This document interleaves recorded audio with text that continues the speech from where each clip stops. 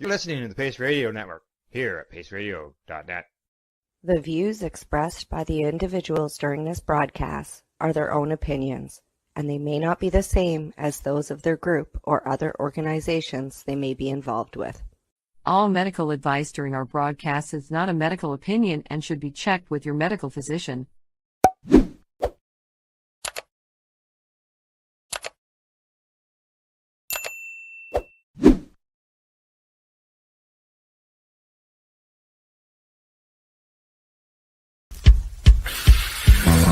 Oh yeah, baby, that's lovely.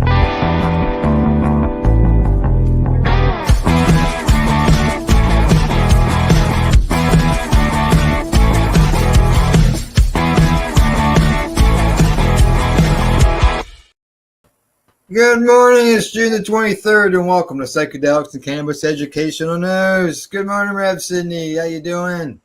Good morning, Al. I'm well. How about yourself? I'm not doing too bad. I'm actually probably in the best spot I could be right now, being that it's only 67 degrees down here. Well, it's probably closer to 100 outside. I'm so glad that when that weather gets down here, I live on the Atlantic Ocean, which is cold 12 months a year, and it's not going to be as humid for us. It's going to be a little bit cooler because of that, thankfully. Yeah, exactly. Thank you, Carolyn. Thank you for the heart there. And it's just a scorcher yesterday, and it continues today. Wow. So wow. Yeah, and you Before know we what? get We into could all the be news- complaining about snow and cold. Right. Before we get into the news, I just want to take a second and throw out a big, huge happy 33rd birthday to my daughter. 6 minutes to 4 this afternoon. It'll be 33 years since I became a mom. Well, happy birthday to Rev Cindy's daughter. And thanks, who was that? That was DC Sweets 420. Thanks for stopping in. Well, other than that, what do you say? We get on with the news? Might as well get on with the news. We got the birthday greetings in. We got weather. And time to get on. All. That's right. Time to get on with the news. Here we go. First story of the day is up. Yeah, it's coming to us from CBC. Federal court rules Health Canada decision to block experiential psilocybin training was unreasonable. Yeah, when I read that headline, I thought, wow. The Federal Court of Appeal has ruled that Health Canada's refusal to allow exemptions for healthcare workers to use psilocybin as part of their experimental training was unreasonable. Wednesday's decision was the result of an appeal of a 2022 judicial review application in a case involving 96 healthcare practitioners who sought an exemption to illegally use dried hallucinogenic mushrooms as part of what is known as an experimental training. Yeah, I mean, how can you be trained to serve this if you're not taking it? The initial application for exemption was filed under the name of Jeff Lasso Toth, who is a former registered nurse from here in Nova Scotia. Health Canada's refusal on the healthcare workers' request for exemptions has been sent back to Health Minister Marjorie Michael for redetermination. Yeah, exactly. The mushrooms, commonly known as magic mushrooms, contain psilocybin in them. And here in Canada, to use them, you need an exemption is granted under the Controlled Drugs and Substances Act. Such exemptions are reserved for psilocybin-assisted psychotherapy, which involves medically supervised consumption of the substance for the treatment of serious medical conditions, including end-of-life distress or treatment-resistant depression. Late Wednesday, the federal court ruled that Health Canada's reason for refusing to grant exceptions to the 96 healthcare workers training to administer psilocybin were too arbitrary. Yeah. John Gilchrist, who's communications director for Therasil, who is the Canadian nonprofit organization that advocates for legal access to psychedelic therapy, was elated with this week's decision, which he called a very long time coming. Gilchrist hopes this leads the current health minister to open up access to therapies by training more professionals who can help treat patients with debilitating migraines or depression. He says Health Canada's refusal to grant exceptions is harming healthcare professionals and, very importantly, patients who are at the most vulnerable in Canada. The Federal Court of Appeals decision noted that Health Canada changed its position on psilocybin exemptions between 2020 and 2022 with no clear exception or explanation. In 2020, then Health Canada Minister Patty Hajdu granted exemptions to 19 healthcare practitioners. This was reversed in 2022 under Carolyn Bennett, the then Minister of Mental Health and Addictions and the Associate Minister of Health. And she's a doctor, too. Yeah, Health Canada is not aware of peer-reviewed clinical evidence to demonstrate that healthcare professionals need to take psychiatric drugs in order to appreciate what the patient experiences. Yeah, Health Canada better get aware. This is quoted by the ministry is quoted as saying in federal court decision this past week. But Federal Court of Appeal Justice Douglas Rennie wrote in his decision on Wednesday that nearly identical exemption requests were granted in one case and denied arbitrarily in another. Geez. The minister can't make such a significant and abrupt shift without explanation, the judge wrote. Now, as far as the Ottawa lawyer, Nicholas Pope, says this is the latest in legal wins that will help open up access to psychedelic treatments. Absolutely. Mm-hmm. I got lost. Yeah, Pope, lawyer for the applicant, said the healthcare workers were approved in 2020, then denied based on a lack of scientific evidence of efficacy. Health Canada didn't demand that level of evidence in 2020 and is now demanding it. In May 2024, a Calgary man named Jody Lance, who suffers debilitating cluster headaches, was the first to win a federal court battle, forcing Health Canada to reconsider his bid for legal access to psilocybin to treat his extreme pain. His case was withdrawn after he got approval for an exemption this year. Requests to access controlled substances in special medical circumstances are filed through Health Canada's Special Access Program. It's called SAP for a reason, I think, because it takes forever. We personally know people who could use this medicine that are still waiting on their approval. That was supposed to take 30 days, and we're at about 3 years now. Well, yeah, exactly. The one fellow was over 500 days, and they denied it, and then he died. Yeah, it's a terrible thing, right? Exactly. Lance's initial application under the SAP program to help treat his pain was denied due to lack of research in the efficacy of psilocybin to treat cluster headaches. Canadians have had limited legal access to psilocybin under the SAP program since 2022. Hence, I said 3 years earlier. In total, Health Canada has authorized 301 requests since then, approving 56 in 2022, 106 in 23, and 139 in 2024 and 2025 so far. Now, we have to remember that when people are approved, they're usually approved for a 1 year thing. So the 56 that were approved in 2022 would have had to reapply. Correct. Yes. Yeah, exactly. Now, in a June 20th email, Health Canada told CBC News that the minister is reviewing the ruling to determine next steps. The decision to authorize a drug through SAP, whether it is a psychedelic drug or any other class of drug, is based on significant or sufficient evidence to support the requested use, including the drug information available to the SAP at the time of the request, as well as evidence of how it would benefit the patients based on their clinical history. Mm-hmm. Yeah. Interesting. There you go. Oh, you got some messages there. Good morning, Carolyn. How you doing? Hi, Carolyn. Thanks for the love. As well as she passes along a happy birthday to your daughter. Thank you.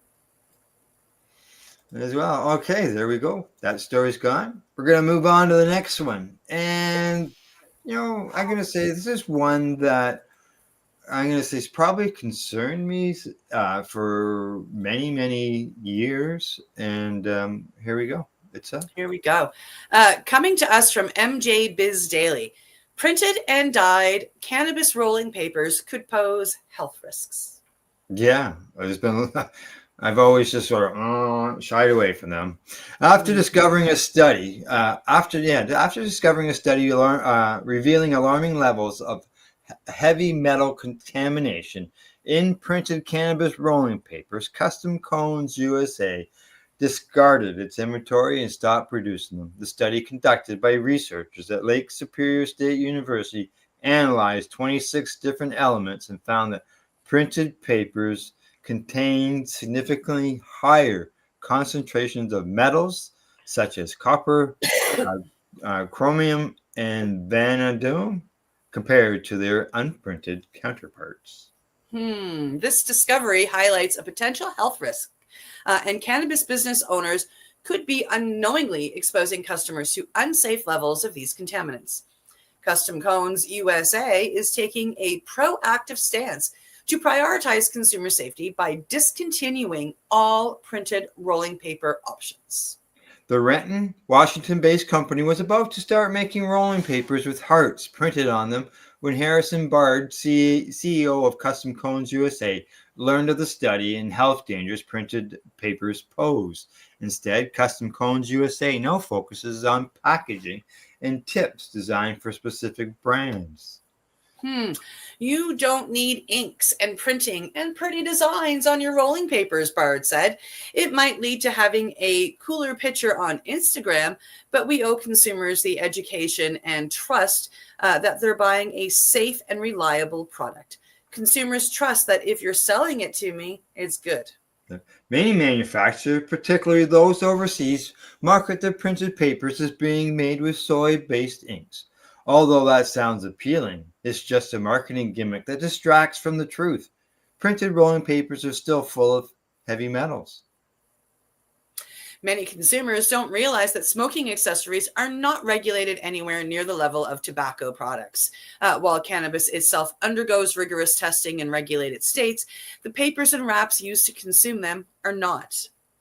Just because a product passes state regulations for cannabis doesn't mean it's safe for any potential smoking material or that the accessories are free from harmful byproducts when combusted.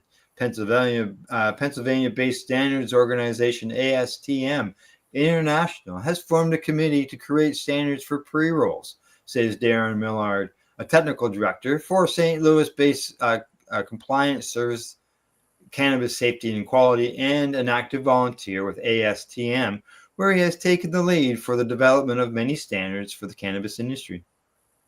We want to create specifications that address restricted substances in rolling papers and inhalation-grade adhesives, Millard said. Papers, glues, and tips are the main focus. The regulatory vacuum is an issue. Most online head shops or smoking accessory stores sell a variety of printed papers. Brands such as Eddie Parker, Urban Outfitters, and Beautiful Burns all feature printed papers. Jordan Wellington, the partner for Colorado-based cannabis policy and public affairs firm Strategy 64, said state regulators typically require pre-rolls to be tested, but typically do not require the rolling papers themselves to be tested. And after receiving reports in 2021 from licensed testing facilities that some rolling papers contain metals, the Colorado Cannabis Enforcement Division encouraged licensees to work with the testing facilities to evaluate the materials being used to create pre-rolled joints. Outside of pre-rolls, Colorado state cannabis regulators are not provided with authority to, regulate ancillary consumption devices because they're not cannabis, Wellington said. States may start looking at creating specific requirements around printed papers in the regulated market. Yeah, there you go. Yeah, it's always been a concern. I've always had a concern about those papers, and there's a lot of them I just avoid. I just rather not consume them, right? So, all right, we've got ourselves another message from Gordo. Good morning, Gordo. How you doing, buddy? In Scotland. It's that's right.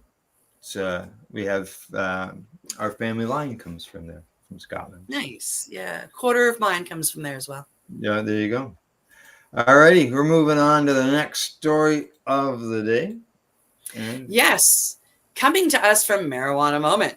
High doses of LSD lead to greater reductions in depression compared to low doses of the psychedelic, new study finds. High doses versus low doses. We're always talking about microdosing being a benefit, and now they're taking the high dose instead.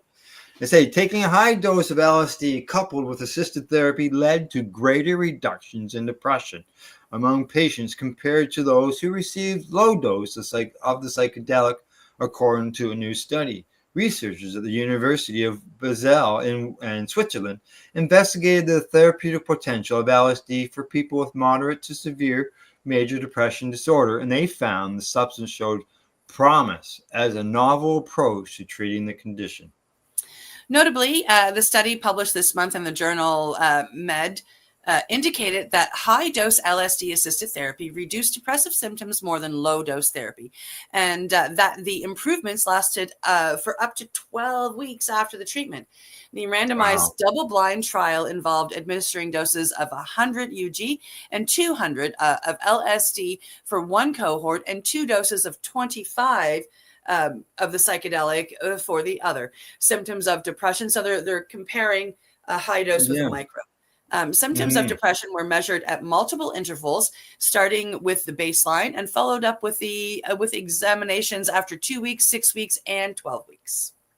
After assessing the 61 patients post-administration, the researchers concluded that the findings of this exploratory study support further investigation of LSD-assisted therapy in depression in a larger phase 3 trial. The present trial's lengths include a clinical representative sample with respect of the duration of illness, common comorbid conditions, and various pre-treatments. The study authors said other strengths include the comparison with a low-dose group and a relatively long follow-up period of 12 weeks after the last administration. LSD could be used safely within the framework of this study, they said, adding that compared to previous trials involving psilocybin, LSD has a longer duration of action. The prolonged effect makes clinical application more resource intensive. It remains to be resolved whether the extended duration offers clinical advantages, the study text says. Furthermore, it is yet to be determined if there are other relevant differences among hallucinogenic drugs in terms of therapeutic potential. Last year, meanwhile, U.S. researchers announced that for the first time ever, they will be administering LSD to patients in a phase 3 clinical trial. The study will focus on whether the psychedelic can be used to effectively treat generalized anxiety disorder. And the Federal Food and Drug Administration granted the LSD product breakthrough therapy status as a treatment for GAD last year. Breakthrough drug status is meant to recognize the therapeutic promise of an emerging substance or therapy, as well as speed the research and development of treatments that fill an unmet need. MDMA and psilocybin have also previously been awarded the designation. Also, last year, a report by researchers who gave a dog a dose of LSD in order to treat separation anxiety found that the psychedelic caused no adverse effects and appeared to significantly attenuate the animal's nervous system. I think we did that report on that story about the dog. Yeah. Another report on the millions of Americans with depression who might qualify for psilocybin-assisted therapy if it becomes widely available. Noted that if LSD is approved for treatment of generalized anxiety disorder, doctors might also prescribe it for off-label use, such as depression. And a separate study published last summer found that pairing psychedelics like LSD with small doses of MDMA seem to both reduce those feelings of discomfort and highlight more positive aspects of the experience. There you go. Wow. I think that was the shortest marijuana moment story we've ever read. Yeah, I think so too. yeah, you're really because usually they are long. They usually are. So, and because they like to sort of go back and review things over after they do go over the main article. Yep. So, alrighty, last story before we go to break, and this one comes to us right from good old Canada. It's up. Yeah, coming to us from StratCan. Cannabis sales reach a new high in April. Wonder if they intended to use that pun. Statistics Canada most recent updated figures for monthly cannabis retail trades show sales reaching a new high of nearly $470 million in April of 2025. The newest figures adjusted for seasonality, which routinely shift as new sales data comes in. Also, update previous month's sales figures from 408 million in February and 428 million in March to 456 and 462 respectively. That's a big jump when you look at like $40 million, $50 million in the That's two. a lot of money. Yeah. These figures are regularly updated by Statistics Canada as new sales data from different provinces becomes available. A previous high of 476 million in August of 2024 has now been lowered to 462.4 million. And about 38% of all cannabis sales in Canada, unadjusted, in April of 2025 were sold in Ontario at 179.5 million. Wow. Big puffers here. So there you go. There's a chart there showing the graph. Numbers going up. The second two high selling provinces, Alberta and BC combined, sold less than Ontario. Wow. A recent report compiled from data from cannabis retail digital platform Hi-Fi and Statistics Canada says that the Canadian cannabis industry is continuing to show signs of slowing growth and market conciliation. Figures from Hi-Fi show total cannabis sales, non-medical, grew 4% in the first quarter of 2025, compared to just over 6% growth for all of 2024, and down from mid-teens growth in 22 and 23. And that's it. That's it. There's a chart right there. And just a little update on something that Cindy and I were talking about before we went live. I got a thumbs up to my comment.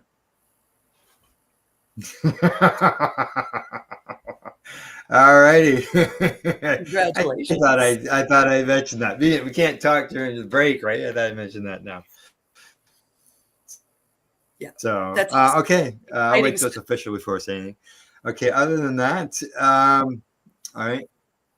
We're gonna head to break. When we get back from break, let everybody know that our next story is a bit of a camping tip. All right. So you have to tune in for that. Other than that, we'll be right back. You're watching Psychedelics and Cannabis Educational News. We're live here at paceradio.net and 420pace.ca. You're listening to the Pace Radio Network here at paceradio.net. Campbellford Lifestyle Shop. Open Monday to Friday from 10 till 7 p.m. or by chance. Check out our flags, our t-shirts, plus our hats. And look of that supply of rolling papers, plus much more. We've got bongs and your favorite herbal vaporizers. Look at all the incense we have, as well as for those who collect knives, check out these knives in our collection. And while you're here, stop in to see Shay at the piercing room, where you can get poked by Shay. Daily deals, check them out. Campbellford Lifestyle Shop, 17 Bridge Street West, Campbellford, Ontario. What do you find at paceradio.net? People advocating cannabis education.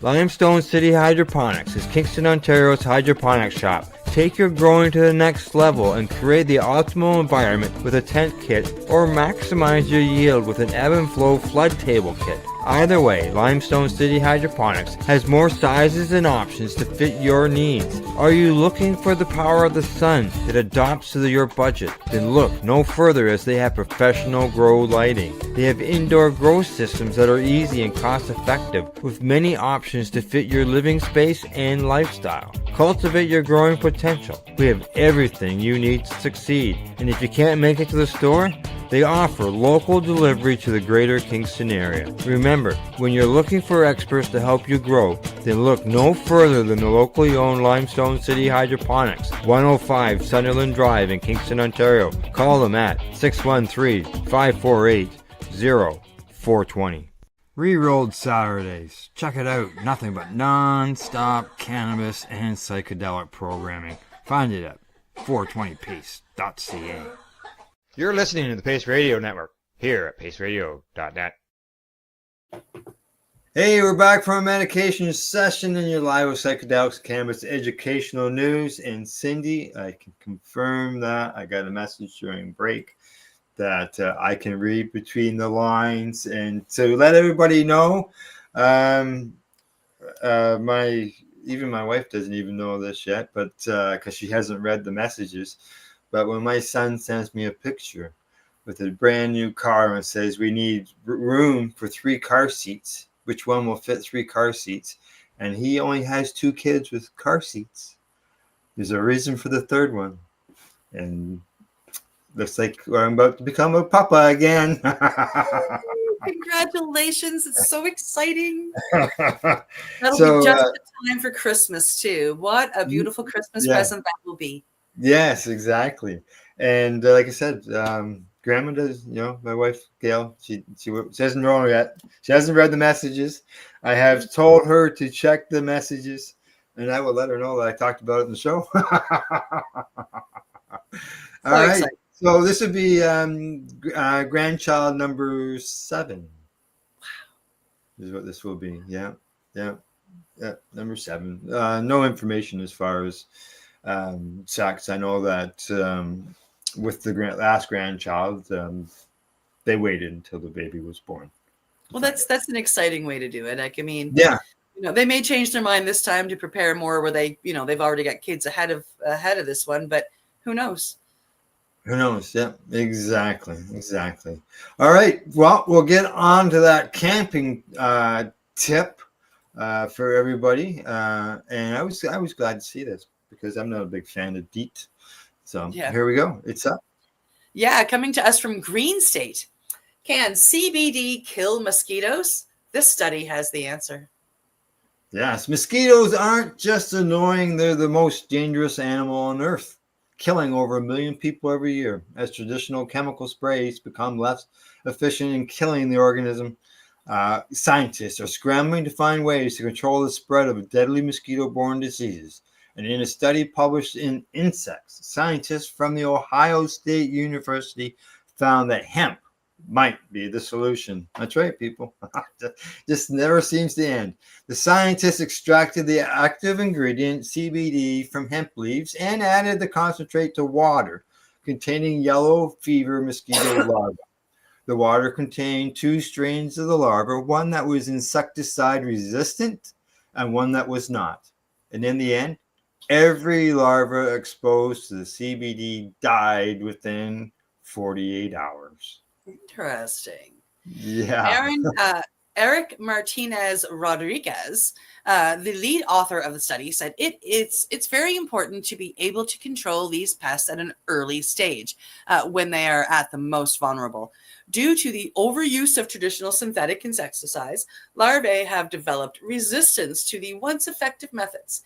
The CBD, on the other hand, was able to bypass all of the larvae's previously built genetic defenses and kill them efficiently and with 100% success.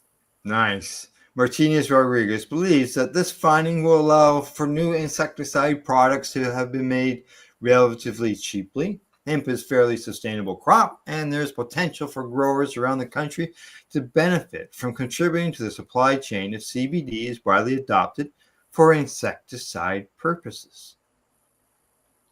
Yes. CBD has become known for its wellness properties among humans, but mosquitoes lack the endocannabinoid system receptors that give the substance its pain-relieving reputation. Scientists are interested in exploring how the substance affects other organisms before moving forward with CBD-based mosquito repellent so as not to disrupt already vulnerable animal populations like honeybees. With the help of hemp, hopefully, by the way, honeybees love cannabis flowers. But that's a whole other story. With the help of hemp, hopefully, we're inching closer to a world where mosquitoes don't pose such an imminent threat to so many humans across the globe. Many hemp growers might soon find themselves integral in the fight against deadly mosquito-borne illnesses. There you go. Who would have thought? I wonder if you can actually take that now and use it as a lotion. Well, I mean, I'm going to be honest. I hang out with my non-cannabis family or friends, and I don't get bitten anywhere near as much as they do, and I'm wondering because of the cannabis use that I have, and the fact that I eat it so it comes out of my pores, right? Right. Yeah. You know, I'm the same way. I get the odd one, but not very many. They fly around me, but I very rarely get bit. Yeah. Alrighty, I can hear the cat pounding on the door. Let me in. We'll get on with the next story. Here we go. It's up. Coming to us from MSN, New Zealand approves use of magic mushrooms to treat depression, but only one psychiatrist is allowed to prescribe it. Like WTF? Only one? New Zealand has approved the restricted medical use of psilocybin and hallucinogen found in magic mushrooms for patients with treatment-resistant depression. David Seymour, New Zealand's Associate Minister of Health, said on Wednesday that the rules have been relaxed on the use of psilocybin in the country for the first time, but only a highly experienced psychiatrist has been allowed to prescribe it to patients. He said the new policy is a real breakthrough, even as the drug medicine remains an unapproved medicine. Psilocybin remains an unapproved medicine, but a highly experienced psychiatrist has been granted authority to prescribe it to patients with treatment-resistant depression. So Mr. Seymour says. This is huge for people with depression who've tried everything else and are still suffering. If a doctor believes psilocybin can help, they should have the tools to try it. And a question to ask, why is it the last resource? Same as what the cannabis thing was at one time. Yep. Right? Yep. So, yep. Yep. Yeah. Go ahead. Go ahead. You go ahead and I'll go deal with my cat. Okay. The psychiatrist Cameron Lacey, who is behind the first clinical trials of psilocybin, has been identified as the only medical practitioner to prescribe the medicine. The professor at the University of Otago has previously prescribed psilocybin in clinical trials and will operate under strict reporting and record-keeping requirements, says Mr. Seymour. Al's not back yet, so I'm going to keep going. Mr. Lacey told RNZ that it had taken a long time, a lot of energy and perseverance to get the approval. New Zealand has also announced plans to allow the use of melatonin, which is used to help with insomnia, and allow its over-the-counter sale as the policy change on psilocybin was announced. I think we talked about this last week on Monday. Yeah, maybe. Last week on Thursday, yeah. Many New Zealanders have asked why people can buy melatonin overseas, but they can't buy it from the local pharmacy. MedSafe has assessed this and decided that there's no reason why it shouldn't be available on pharmacy shelves, rather right at home, Mr. Seymour says.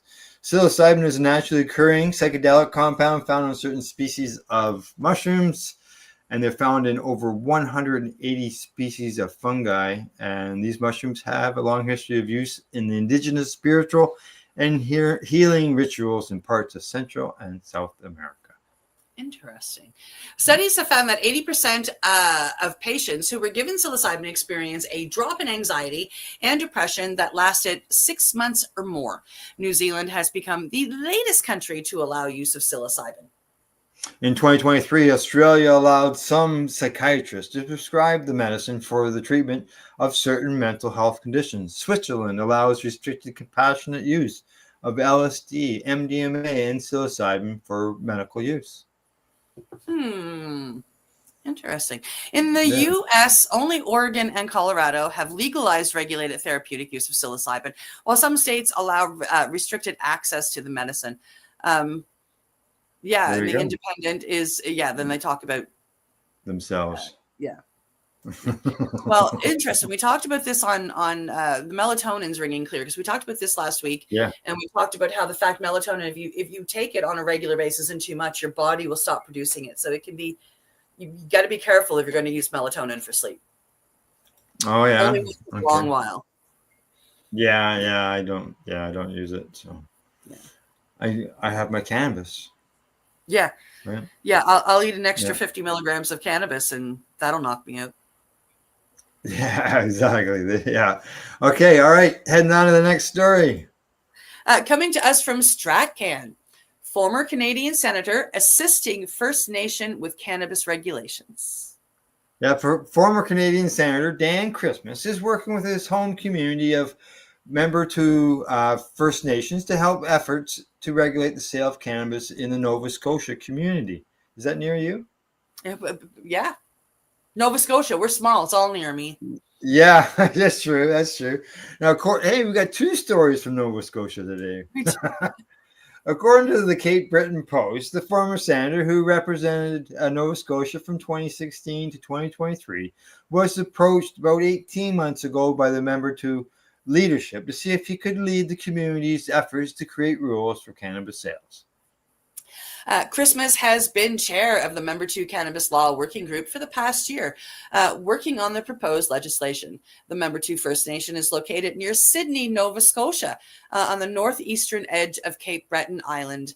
I call it, that's the road to glory. We go through Cape Breton and Sydney and North Sydney to get to the ferry to Newfoundland. Been there. It was, mind you, it was many years ago. So. In April, the community's Cannabis Council began gathering feedback from Member 2 community members on a proposed cannabis law that will seek to address some community concerns that the unregulated sale of cannabis in residential areas has had significant impacts on the safety and quality of life in Member 2. Now, Google Maps lists around a dozen such unlicensed shops in the small community of about 1,200 people. The only licensed cannabis sales in the province are through the Nova Scotia Liquor Corporation stores, and only one such location is within walking distance of the community.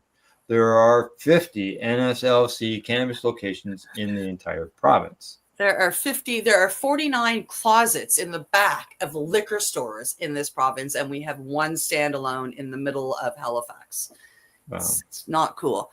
No. According to the Cape Breton Post and Saltwire, Christmas said an initial engagement process raised community concerns about having a large number of customers, some from off-reserve, visiting retail cannabis stores that operate 24 hours a day within its residential areas.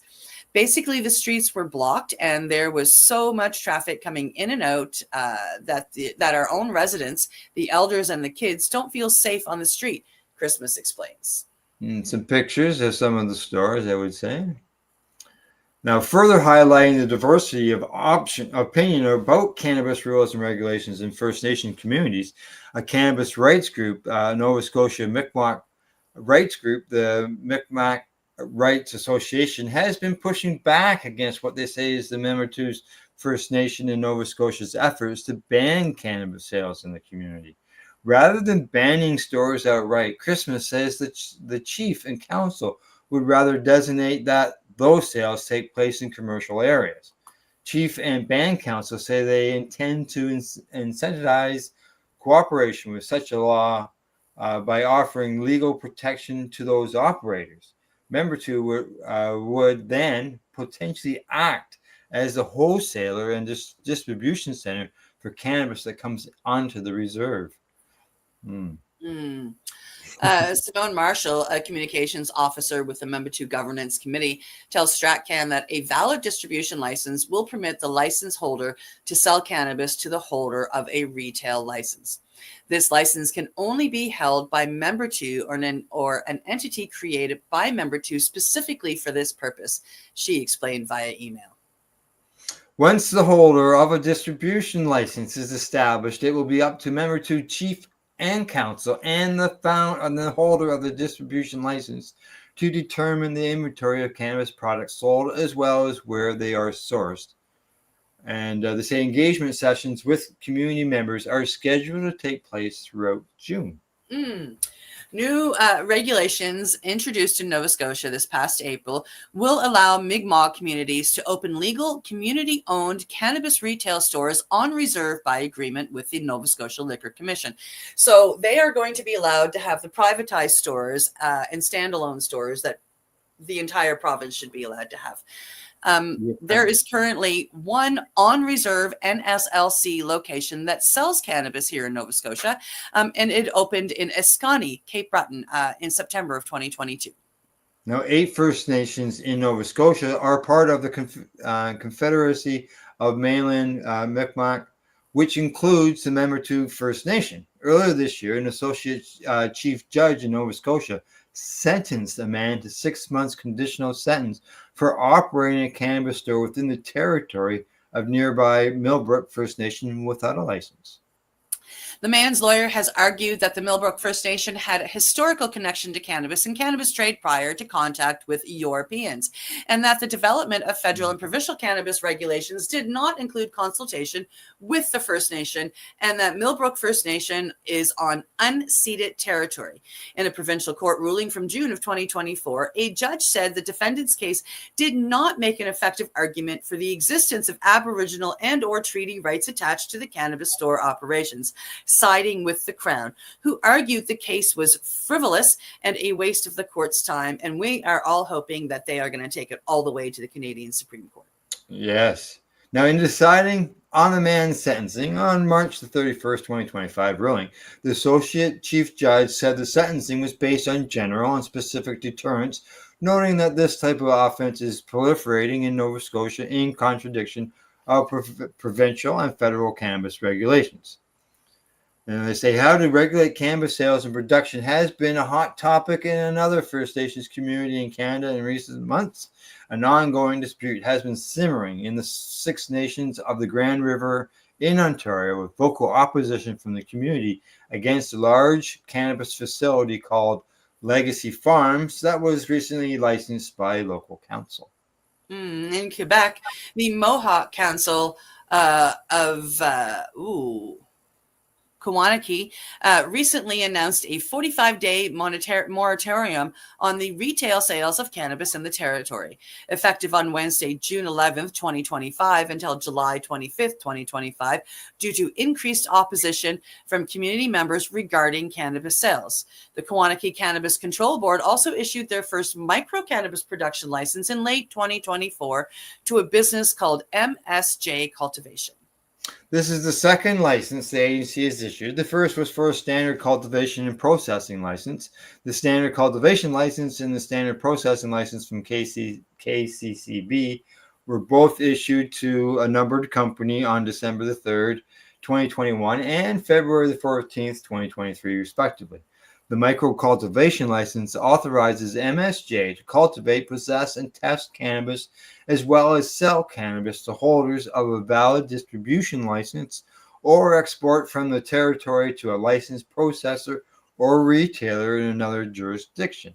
Only a distribution license holder is authorized to distribute cannabis products within the Kawanaki territory to a retail dispensary license holder. The board has stated that they will only issue one such distribution license. Only one. Wow. The business also has a micro cultivation license from Health Canada, which is one of MCK's licensing requirements for producers. In 2021, the banned agency announced losing my ability to talk. I can't say the word this time. Memorandum. I can't. Don't even want to try and repeat you. With Health Canada regarding their cannabis production regulations, the process was years in the making. Tanya Perron, who has led the cannabis file for the MCK for several years, explained to StratCan at the time. The Okanagan Indian Band in British Columbia began issuing its own retail cannabis licenses in 2024, as well, including 2 Timex Wellness Incorporated and 1 to Nature's Own Cannabis, while law enforcement has conducted raids against unlicensed stores within the community. Wow. Yeah, lots going on there. We don't see any of that here in Ontario, where we got all these stores on the reserves. Yeah. Yeah. Oh, but go ahead. I see we got some more love. Jack got another heart there. We got Jack in the J Jet. Go ahead. They're starting to give shit everywhere. And the story said there have been there's the 6 nations in Ontario that they're going after. There are tons. All over Ontario, all over Quebec. I find it interesting. They'll go in and they'll raid somebody, and they'll try and shut them down. But they pop back up. The Indigenous population of Canada is not sitting down and taking no for an answer. Yeah, and the situation in 6 nations here in Ontario, it's not about the retail stores. It's the fact that the companies, I think that we read somewhere between 60 and 70 greenhouses in the town. Wow. That they're operating. Yeah. So, all righty. Time for us to move on to our last story of the day. And I'm sure through this story, I think I might have some questions. We'll see as we get going. Right, here we go. It's up. Yeah, coming to us from Marijuana Moment. Missouri cannabis officials are reviewing rules on purchase limits for medical patients. Which sounds super good. Nice there too, by the way. Cannabis advocacy organizations are sounding the alarm after guidance from state regulators limiting how much medical cannabis patients can purchase from licensed dispensaries. By law, dispensaries are required to track how much medical cannabis patients buy so they don't exceed their limit. According to a fact that was added earlier this year to the website of the Missouri Department of Health and Senior Services, the state's cannabis regulatory agency, if patients reach their limit, they are not legally allowed to buy cannabis as a recreational consumer. Patient ID card holders are not allowed to purchase as a consumer in a licensed dispensary, the website states. These regulations help ensure patients and consumers stay within their allowed possession limits. So if you're legally allowed to buy your medical cannabis, you can't go to a recreational store and buy it. Yeah. Which is cool. What? Which is awesome. I think that's how they should be running things here in Nova Scotia or Canada. Oh, yeah? I should be able to walk in and have my script and get my cannabis wherever they sell cannabis and not have to pay taxes, because we don't have to pay taxes on scripts. So I should be able to do that, which is what they're doing here. But here, as we'll learn as we go on, they're tracking. So if I were to go in, if I live there, say, okay, Cindy Howell has been here and she's bought 2 ounces out of her 6 per month. That's all you're limited to. Yeah. Whereas here, we can do you get your script through your LP, but there's nothing that stops you from going to your local store and buying some cannabis. Nope, not at all. I literally have medical marijuana, recreational marijuana. Apparently they're really different. Yeah. Same with the plant numbers, Just because you're a licensed patient doesn't mean that you give up your right for your 4 recreational plants. Yep. Okay.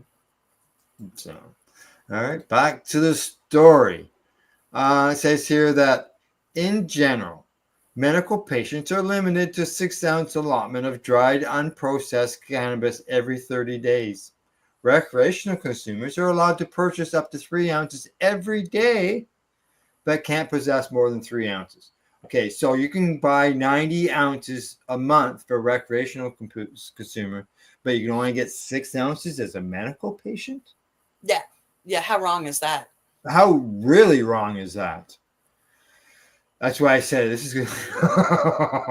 The state is prohibited by law from tracking the purchases of people who don't have patient ID cards without their permission. Andrew Mullins, executive director of Missouri Marijuana Trade Association, sent a letter to leaders of the Division of Cannabis Regulations in April claiming the policy is unconstitutional.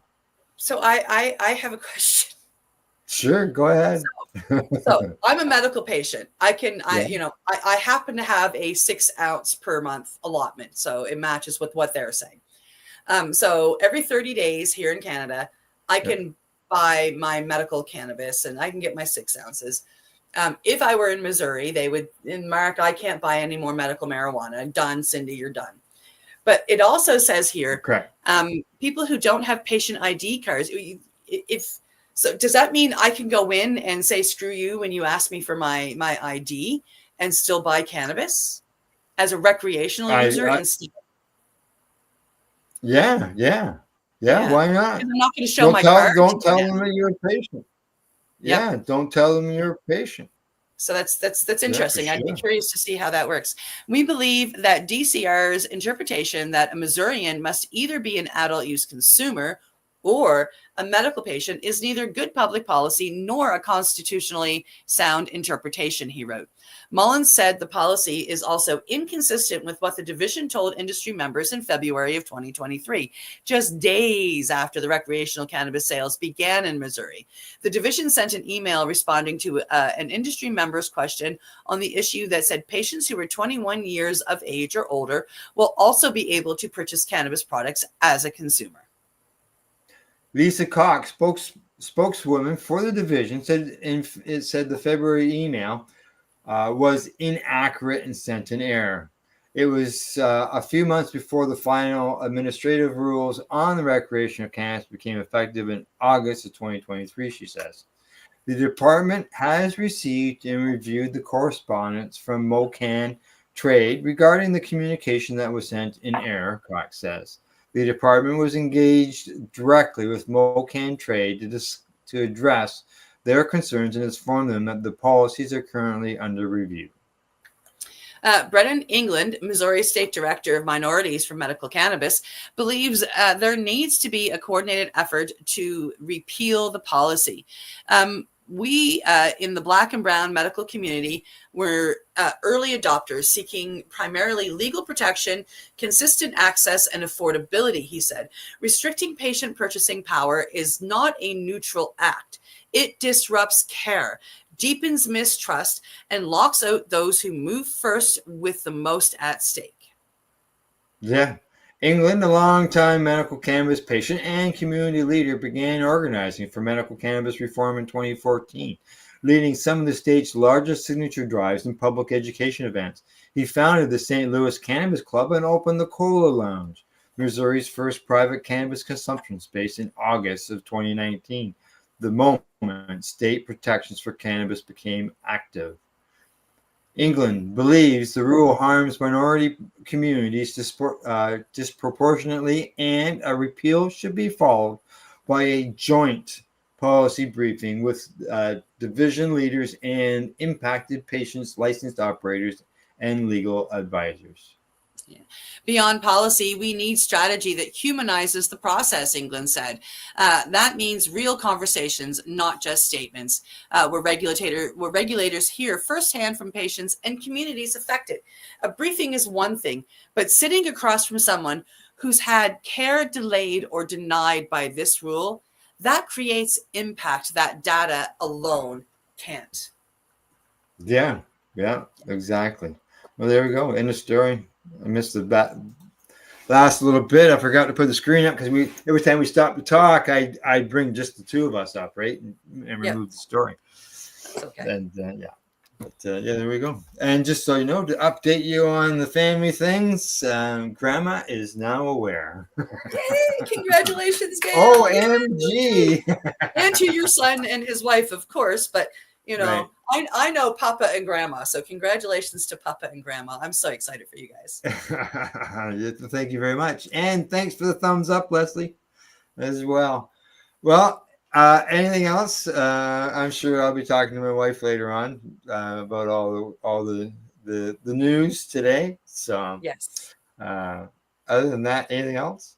I don't think so. I have to run and let the puppy out. So thank you so much. Right, Have a right, great week, exactly. folks. Yes, exactly. That's it for today. Thanks to our sponsors, Campbellford Lifestyle Shop, Limestone City Hydroponics.ca, and At-Eze.ca. And in closing, we'd like to say thanks for tuning in. Thanks for listening. And don't forget to educate, medicate, and do not incarcerate. There we go. Cheers, guys. Have a great day. And congratulations, Els. Thank you very much, Gordo. Thank you very much. Hey, you made it back. I thought you were gone. Okay, other than that, we're out of here. Bye-bye, folks. You're listening to the Pace Radio Network here at paceradio.net. The opinions of the individuals during this broadcast are their own, and may not be the opinions of their group or other organizations they may be involved with. All medical advice during our broadcast is not a medical opinion and should be checked with your medical physician. Enjoy the buzz of legalization with Campbellford Lifestyle Shop. From lights to plant nutrients, books, consumption accessories, and more, we've got all your basics to grow or consume cannabis. Visit our info center or take a look at our piercing services and body jewelry, now available in-store through Campbellford Lifestyle Shop, 17 Bridge Street West, Campbellford. Limestone City Hydroponics is Kingston, Ontario's hydroponics shop. Take your growing to the next level and create the optimal environment with a tent kit, or maximize your yield with an ebb and flow flood table kit. Either way, Limestone City Hydroponics has more sizes and options to fit your needs. Are you looking for the power of the sun that adapts to your budget? Then look no further, as they have professional grow lighting. They have indoor grow systems that are easy and cost effective, with many options to fit your living space and lifestyle. Cultivate your growing potential. We have everything you need to succeed. And if you can't make it to the store, they offer local delivery to the greater Kingston area.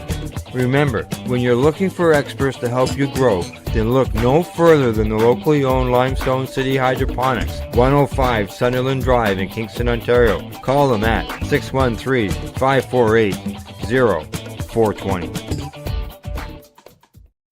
We are people advocating cannabis education here at paceradio.net.